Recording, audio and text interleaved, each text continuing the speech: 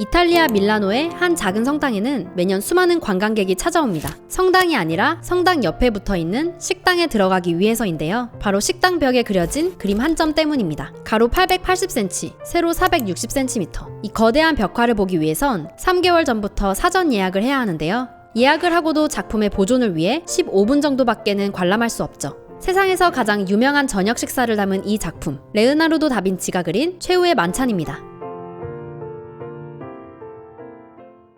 1980년 유네스코는 이 작품이 소장된 성당과 함께 최후의 만찬을 세계문화유산으로 지정했습니다. 하지만 사실 우리가 이탈리아 밀라노에서 볼 수 있는 최후의 만찬은 다빈치가 그린 원본 그대로의 작품은 아닙니다. 많은 여러 화가들에 의해서 복원되었기 때문인데요. 일부 비평가들은 작품에서 다빈치의 흔적은 이미 사라졌다며 미작을 복원한 것이라는 추측까지 내놓습니다. 다빈치는 평생에 걸쳐 약 20여 개의 작품밖에는 남기지 않았는데요. 그 중에서도 완성된 작품은 10점 남짓이죠. 최후의 만찬이 그중 하나입니다. 당시에는 벽에 그리는 그림을 주로 프레스코화 기법으로 그렸는데요. 프레스코화는 회반죽을 칠한 벽에 그림을 그리는 방법이죠. 하지만 결정적인 단점이 있었는데요. 한번 그리면 수정이 불가능했습니다. 벽이 마르면 그림이 벽에 딱 달라붙게 되기 때문에 화가는 회반죽이 마르기 전에 그림을 다 그려서 완성해야만 했는데요. 완벽한 그림을 그리기 위해선 턱없이 부족한 시간이었죠. 때문에 그림을 충분히 그리지 못하는 경우가 많았는데요. 다빈치는 벽이 마르는 속도를 늦추기 위해 다양한 실험을 했습니다. 그는 그림을 좀 더 느리게 마르게 하기 위해서 벽에 먼저 납을 한번 바르고 그 위에 회칠을 하는 방법을 사용했는데요. 하지만 다빈치의 예상과 달리 이 납 때문에 회칠은 벽에 달라붙지 못했고 결국 이 그림은 완성되는 것과 거의 동시에 망가지기 시작했죠.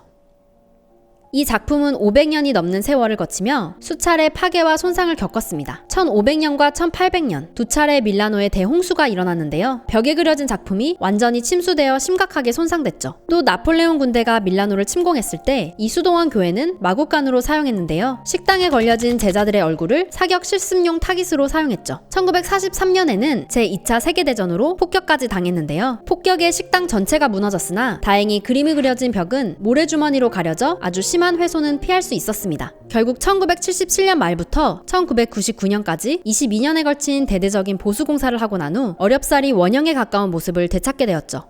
사실 최후의 만찬은 예로부터 많은 화가들이 즐겨 그리던 주제였는데요. 예수가 십자가에 달리기 전날 밤 12제자와 마지막 저녁 식사를 하는 장면을 묘사한 것이죠. 초기 기독교의 동굴벽화에서도 찾아볼 수 있을 만큼 서양 미술에서 가장 오래된 주제 중 하나로 손꼽히는데요. 15, 16세기 이탈리아에서는 수도원 식당의 넓은 벽을 장식할 때 최후의 만찬을 그리는 경우가 흔했죠. 하지만 수도원 식당에 그려진 수많은 최후의 만찬 그림 중에서도 유독 그의 그림만이 역사상 가장 유명한 걸작으로 남았는데요. 이는 다빈치의 연출력 덕분입니다. 다빈치는 마치 공연을 구상하듯 그림을 설계했는데요. 그래서 그의 그림에는 무엇 하나 허투루 그려진 것이 없죠. 그는 1495년부터 1498년까지 2년 9개월이라는 시간을 쏟아 작품을 완성했습니다. 식탁에 그려넣을 음식을 고민하는데 2년 6개월이라는 시간이 들 정도였죠. 예수는 차분한 모습으로 제자들과 함께 저녁 식사를 하기 위해 식탁에 앉아있고 빵과 포도주를 나누어주며 자신에게 다가올 죽음을 예언하는데요. 제자들이 모두 숙연해진 그때 예수는 또다시 폭탄 선언을 하죠. 너희 가운데 한 사람이 나를 배반할 것이다.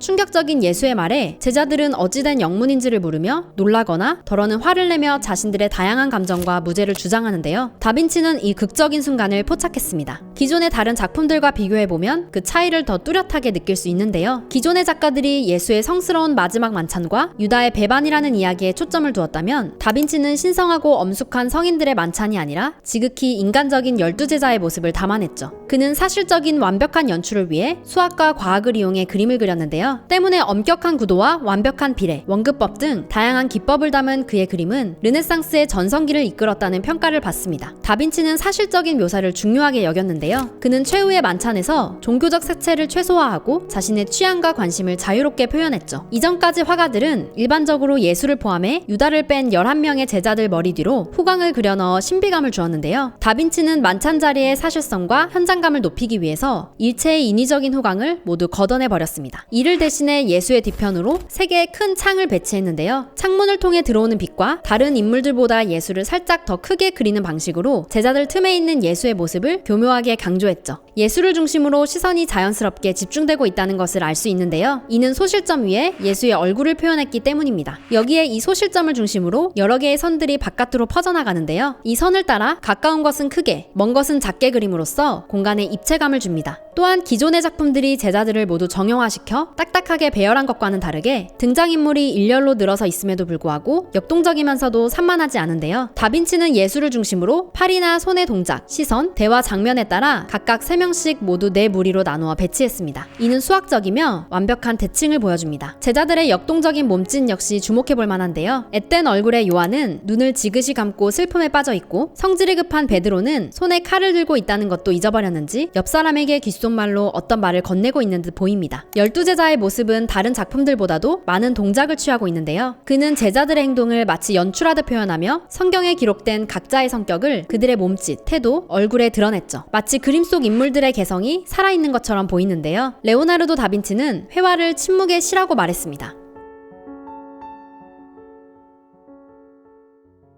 다빈치는 사람의 본질이 감정이라고 생각했습니다. 따라서 그는 작품에 인물의 외형뿐만 아니라 정신과 감정마저 고스란히 담아내려 했죠. 그가 남긴 수첩을 보면 한 사람이 했다고는 도저히 믿을 수 없는 다방면의 연구 결과를 확인할 수 있는데요. 다빈치는 그림 아이디어뿐만 아니라 자신의 발명품과 해부한 신체의 모습마저 모두 스케치로 남겼습니다. 최후의 만찬 속 12제자에 대해 연구한 흔적도 남아있죠. 다빈치는 자세한 등장인물의 묘사를 위해 감옥, 뒷골목, 빈민가를 오랜 시간 돌아다녔는데요. 12제자의 표정과 모습을 스케치한 노트에서 제자 중 9명의 이름도 확인할 수 있습니다. 이 그림에서 또 하나 흥미로운 점은 누가 예수를 배신하는지 알 수 없다는 것인데요. 여러분은 다빈치의 그림에서 예수를 배신한 제자, 유다를 찾으셨나요? 다빈치는 작품을 보는 감상자를 위해 상상할 수 있는 여백을 남겨두었는데요. 다빈치 이전의 화가들이 그린 최후의 만찬에서는 배신자 유다를 쉽게 발견할 수 있습니다. 예수의 반대편에 유다를 우두커니 위치시켰죠. 즉, 관람자에게 등을 보이는 모습으로 유다를 그린 것인데요. 이는 당시 최후의 만찬의 전형적인 모습이었습니다. 하지만 레오나르도 다빈치는 이런 정형화된 구도를 무시하고 전혀 새로운 형태로 그리기 시작했는데요. 유다를 다른 제자들 사이에 나란히 배치한 것이죠. 사실 예수가 충격적인 말을 했을 때 당시 제자들은 누가 배신자인지 아무도 알 수 없는 상황이었기 때문입니다. 배신자에 대한 단서는 성경 속에서 찾을 수 있는데요. 배신자가 도대체 누구냐고 묻는 제자들에게 예수는 이렇게 말합니다. 나와 함께 접시에 손을 넣어 빵을 적시는 자, 그가 나를 팔아 넘길 것이다.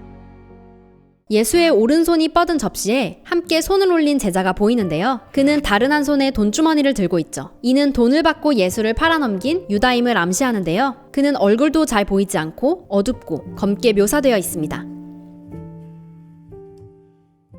다빈치 이후에도 많은 화가들이 최후의 만찬을 그렸는데요. 수많은 최후의 만찬 작품이 등장했지만 여전히 많은 사람들은 다빈치의 최후의 만찬을 최고의 작품으로 평가합니다. 500년이 지난 지금까지도 이 명작은 많은 사람들의 호기심을 자극하는데요. 그의 천재적인 예술성이 집약된 이 작품에서 여러분들은 어떤 것이 느껴지시나요?